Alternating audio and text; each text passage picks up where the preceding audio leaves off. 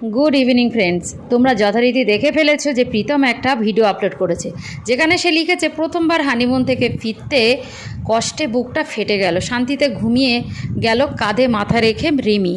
যাই হোক, তো এই ভিডিওটা আপলোডের পরে অনেকের অনেক মন্তব্য সামনে এসেছে।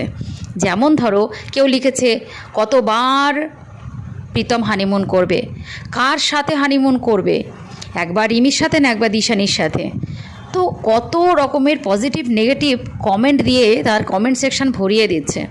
তো বিশ্বাস করো, সত্যি কথা বলতে কি, নেগেটিভ পার্সন তো নেগেটিভ কথা বলবে, পজিটিভ পার্সনরা পজিটিভ কথা বলবে।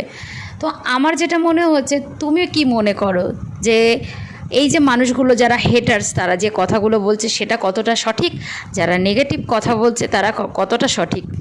তো সত্যি কথা বলতে কি, এখানে আমি আজকে সালিশি করতে আসিনি কে ঠিক কে বেঠিক, শুধু একটাই কথা বলতে